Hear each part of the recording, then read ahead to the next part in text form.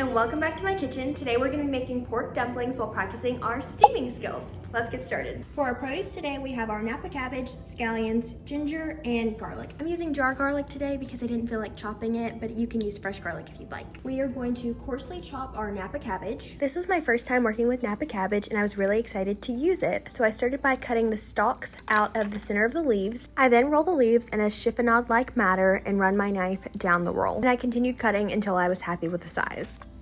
Here's what our cabbage looks like, all nice and chopped. We want really fine pieces so we're not getting big bites of cabbage in our pot stickers. We are now going to finely chop our scallions. We're gonna use the whites and a little bit of the green. And here are our chopped scallions. We're gonna use about 6 tablespoons of this. To our ginger, we're going to peel and grate it.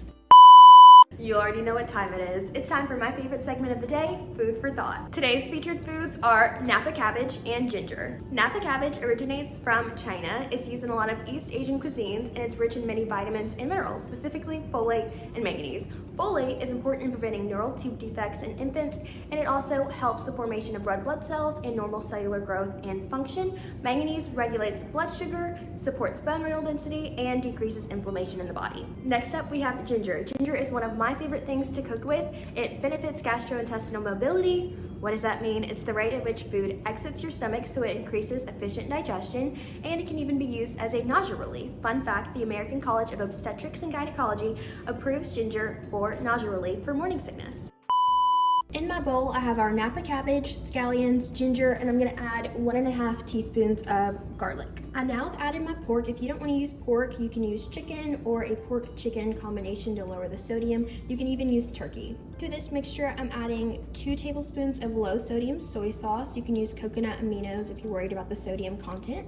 Coconut aminos is a savory sauce that has a similar flavor profile to soy sauce, but they're slightly sweeter. Now I'll add sesame seed oil to lower the fat content. You can use 1/2 teaspoon of this and a little splash of rice vinegar. I'm now gonna give our dumpling filling a good mix. I started off using a spoon, but just go in there with your hands, it'll be much easier. Now it's time for the fun part, filling and folding our dumplings. I chose to use a store-bought dumpling wrapper, but you can use a homemade recipe if you like.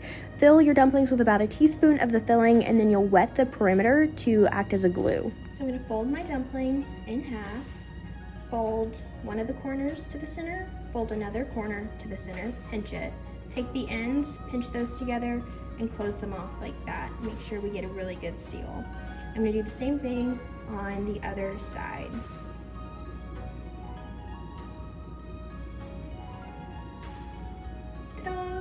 There are many ways to fold dumplings, but I chose the golden ingot fold. In Imperial China, golden ingots were a form of currency, so their shape now symbolizes wealth and good fortune. Dumplings themselves represent prosperity, family, unity, and tradition, making them a staple in many Lunar New Year celebrations. Folding dumplings is more than just cooking, it's a cultural tradition that brings family and friends together, and I had so much fun making them.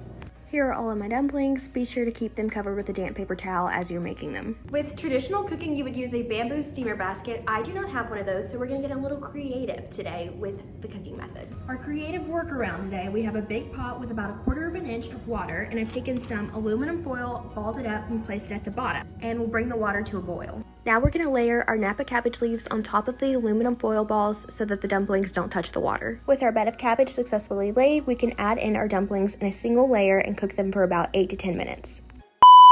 Hi again. Now for a new segment I like to call Tasteful Teaching. Today we're going to talk about the difference between steaming and poaching. With steaming, our food never comes into contact with our cooking liquid, and the liquid is typically boiling. So here in the pot back here, our dumplings are not touching the water. The steam is rising up and slowly, gently cooking them. With poaching, our food is completely submerged in our cooking liquid, and it starts at a simmer rather than a boil. They're both very gentle, moist heat cooking techniques.